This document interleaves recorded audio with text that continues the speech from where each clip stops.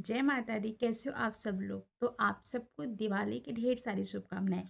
जैसे कि आप लोगों को पता है कि दिवाली बहुत जल्द जो है हम मनाने वाले हैं। तो आज मैं आपको बताने वाली हूँ कि धनतेरस पे ऐसे कौन से उपाय आपको करने हैं, ऐसा क्या करना है जिससे आपकी किस्मत चमक चमक सकती है।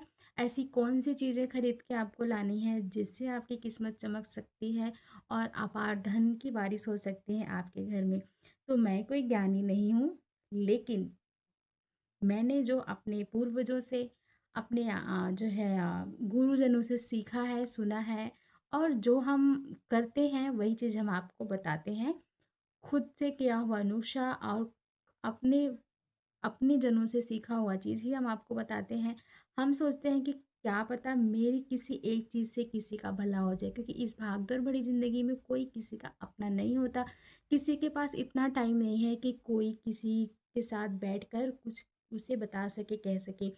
तो आज मैं अपने गुरुजनों की कुछ ऐसी चीज़ें आपको बताने वाली हूँ कि इस धनतेरस अगर आप ऐसा करते हैं तो आपके भाग्य, किस्मत सब चमकने वाला है। नज़र दोष दूर हो जाएगा, कुछ भी होगा आपके जीवन में इस धनतेरस आप दूर कर सकते हैं। तो आप सबको धनतेरस की ढेर सारी शुभकामनाएं। दिवाली 20 तारीख को है, धनतेरस उसके एक दिन पहले है, आप सबको पता है। तो सबसे पहले मैं आपको बता दूं कि हमें दिवाली के 2-4 दिन पहले ही अपने घर की पूरी साफ सफाई कर लेनी चाहिए, क्योंकि माता लक्ष्मी और कुबेर कुबेर महाराज का आगमन हमारे घर में होता है। तो सब चीज़ों के दिवाली पे हम एक एक कोना घर का साफ करते हैं उनके आगमन के तौर पर। तो सबसे पहले मैं आपको बता दूं कि दिवाली पे आपको सबसे जो मेन चीज़ है झाड़ू। आपको दिवाली पर झाड़ू खरीदना चाहिए। झाड़ू बहुत शुभ माना जाता है। आपको दिवाली पर झाड़ू खरीदना चाहिए, और झाड़ू खरीदना ही नहीं चाहिए, खरीद के उसे यूज़ नहीं करना चाहिए। झाड़ू खरीदना चाहिए और उसकी पूजा करनी चाहिए। झाड़ू को खरीद के उसकी पूजा करके फिर जब उसको हम यूज़ करते हैं तो बहुत ज़्यादा हमारे लिए शुभ होता है, क्योंकि झाड़ू को लक्ष्मी का रूप माना जाता है। कि झाड़ू अगर हमारे पैर से टच हो जाती है तो हमें तुरंत से सर माथे लगाते हैं कि हमने लक्ष्मी को रुष्ट कर दिया है। तो धनतेरस के दिन झाड़ू हमें ज़रूर खरीदनी चाहिए फ्रेंड्स। ज़रूर से ज़रूर, आपके पास झाड़ू सही है, अगर आपकी झाड़ू टूटी नहीं है, सही झाड़ू आपके घर में, फिर भी आप झाड़ू ज़रूर खरीद के लाओ धनतेरस वाले दिन। और धनतेरस वाले दिन हमें क्या भूल कर भी नहीं खरीदना चाहिए। तो जो है धनतेरस वाले दिन हमें नमक ना ही खरीदना चाहिए और ना ही बेचना चाहिए, ना ही किसी के घर से मांगना चाहिए। हम घर में नमक यूज़ कर सकते हैं खाने में, लेकिन ना ही हम उसे बेच सकते हैं, ना ही खरीद सकते हैं, ना ही किसी घर से मांग के ला सकते हैं। क्योंकि नमक जो होता है वो एक नेगेटिविटी को फैलाता है।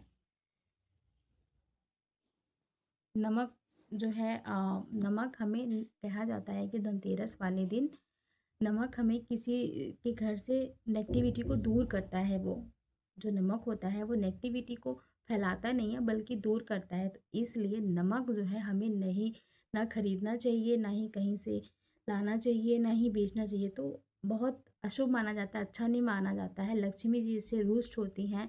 इसलिए नमक का आदान प्रदान हमें धनतेरस वाले दिन बिल्कुल नहीं करना चाहिए फ्रेंड्स। ये चीज़ आप ध्यान में रखें। आपके घर में नमक नहीं है, एक दिन पहले ही आप खरीद लो।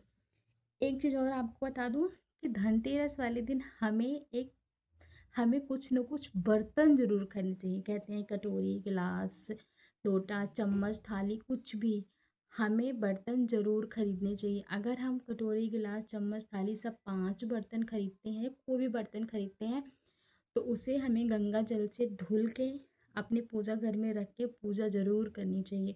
और हमें बर्तन ज़रूर खरीदना चाहिए। कहते हैं कि धनतेरस के दिन बर्तन खरीदने से घर में लक्ष्मी का आगमन होता है, घर में लक्ष्मी आती हैं। तो अगर आपके पास बहुत बर्तन है, आप भंडार है आपके पास, आप नहीं खरीदना चाहते तो ना खरीदो, पर एक चम्मच खरीद लो या एक गिलास या एक कटोरी, कुछ ना कुछ हमें ज़रूर खरीदना चाहिए। धनतेरस के दिन अक्सर बहुत सारे लोग हैं जो पित्तल के बर्तन खरीदते हैं, चांदी के सिक्के वगैरह, चांदी के बर्तन खरीदते हैं। तो अगर हमारे पास इतना नहीं है तो कम से कम हम एक चम्मच या एक गिलास तो खरीद ही सकते हैं। और हाँ, अगर धनतेरस शनिवार के दिन पड़े तो उस दिन हमें लोहे लक्कड़ का कोई सामान नहीं खरीदना चाहिए। धनतेरस के दिन सामान खरीदना बहुत शुभ माना जाता है, लेकिन शनिवार के दिन अगर पड़ता है धनतेरस तो इस बात का खास ध्यान रखें कि आपको उस दिन लोहे का कोई भी सामान नहीं खरीदना है। चलो, ये हो गया इतनी बातें। अब आपको बता दें कि धनतेरस वाले दिन ऐसा क्या करोगे जिससे आपकी किस्मत चमक सकती है। तो बस मैं बहुत उपाय नहीं बताऊंगी, सिर्फ एक उपाय बताऊंगी, आपकी किस्मत भी चमकेगी, सब कुछ दुख दर्द सब दूर होगा। आपको क्या करना है, पीपल का पेड़ होता है, पीपल के पेड़ में आपको दूध चढ़ाना है। दिन में पीपल के पेड़ में आपको दूध चढ़ाना है, पूजा पाठ करना है और उसकी 7 बार परिक्रमा करनी है। उसके बाद शाम के समय में आपको वहाँ पे घी के, सरसों के, तिल के तेल के, जिसके भी दीपक जलाने हैं और फिर आपको परिक्रमा करनी है और अपना सुख दुख सब कुछ पीपल के पेड़ में भेंट लगा करके आपको बोलना है। ये धनतेरस के दिन किया जाने वाला इतना अचूक उपाय है ना कि मैं आपको क्या ही बताऊं। ठीक है।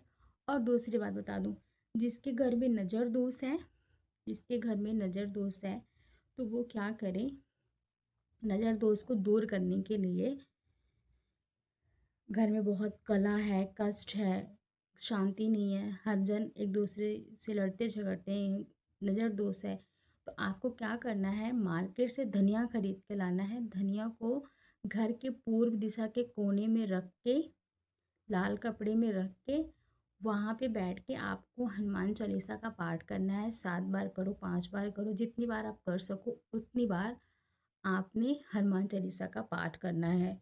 शाम के समय में बैठ के घर की पूर्व दिशा की ओर धनिया को लाल कपड़े में रख के, आपकी हर मनोकामना जरूर पूरी होगी। और एक बात आपको बता दूं कि धनतेरस वाले दिन आपको धनिया की पूजा जरूर करनी चाहिए, जरूर से जरूर करनी चाहिए। एक एकदम अचूक उपाय है जिससे धन की होगी बारिश, रुके हुए काम अटकेंगे, रुके हुए काम जो है वो पूरे हो जाएंगे। बहुत ज़्यादा अचूक उपाय वो ये है कि आपने क्या करना है, धन संपदा की बारिश होने लगेगी, सौभाग्य चमक जाएगा। आपको क्या करना है, लाल कपड़े में धनिया मार्केट से खरीद के लाना है। धनतेरस वाले दिन लाल कपड़े में बांध रखना है और उसमें एक चांदी का सिक्का रखना है और उसकी आपको पूजा करनी है धनतेरस वाले दिन और पूरे रात मंदिर में पड़े रहने देना है। सुबह आपको चांदी के सिक्के को लाल कपड़े में बांध के अपनी तिजोरी में रख लेना है और जो धनिया है उसे बढ़िया शुद्ध जगह में अच्छी मिट्टी में बो देना है। कहते हैं कि जैसे जैसे वो धनिया में पेड़ उगेंगे वैसे वैसे आपकी दरिद्रता दूर होगी, आपके जीवन में खुशहाली आएगी, आपकी हर मनोकामना पूरी होगी। तो ये हो गया धनिया का उपाय। एक चीज़ और आपको बता दूं, अगर आपने किसी को कर्जा दे रखा है, आप परेशान हो, आपका कर्जा चुका नहीं रहा वो, तो आप धनतेरस वाले दिन ये चीज़ ज़रूर कर सकते हो कि आपको लाल कपड़ा लेना है और एक पर्ची लेनी है। पर्ची में उसका नाम लिख के माँ लक्ष्मी के आगे अर्पित करना है और थोड़े से जो है धनिया के दाने भी डाल देने हैं। अपना सब दुख सुख दुख सब कहना है और उसके बाद रात भी पड़े रहने देना है। सुबह उसे बहते जल में प्रवाह कर देना है। जिसको आपने कर्ज दिया है उसका नाम लिख के ये करना है और उसे बहते जल में प्रवाह कर देना है। ये सब मैंने नहीं बनाए हैं, मैंने भी अपने गुरुजनों से और आप लोगों से ही, अपने पूर्वजनों से ही ये सब चीज़ें सीखी हैं। कितनी सच है कितनी गलत है मैं नहीं जानती। आपको ये सब चीज़ें अपने अपनी भावना के ऊपर करना है, अपनी मान्यता के ऊपर करना है, मेरे कहने से नहीं करना है। अगर आप करते हैं, अगर आपका भला नहीं होगा तो आपका बुरा भी नहीं होगा, बाकी भावनाएं आपकी होंगी, इसमें मेरी कुछ भी नहीं। ठीक है। तो धनतेरस वाले दिन क्या कैसे करना है, क्या कैसे नहीं करना है, मैंने आपको ये पहले ही बता दिया। और एक ख़ास बात बता दूँ, धनतेरस वाले दिन हमें अपने दरवाजे के मेन गेट के सामने चौमुखी दीपक जलाना चाहिए। दीपक हो उसमें ऐसे और ऐसे चौमुखी दीपक जला के हमें अपने मेन गेट पर रखना चाहिए और पूजा करनी चाहिए। कहते हैं चौमुखी दीपक धनतेरस वाले दिन जलाने से माँ लक्ष्मी का आगमन होता है, माँ लक्ष्मी हम पे प्रसन्न होती हैं। माँ लक्ष्मी और गणेश भगवान और कुबेर महाराज की हमें पूजा धनतेरस और दिवाली पे ज़रूर करनी चाहिए। आई होप आज की वीडियो आपको अच्छी लगी होगी तो प्लीज़ लाइक से सब्सक्राइब माय चैनल। मिलते हैं किसी नेक्स्ट वीडियो, तब तक के लिए bye bye. Thank you for watching. Radhe Radhe. जय माता दी।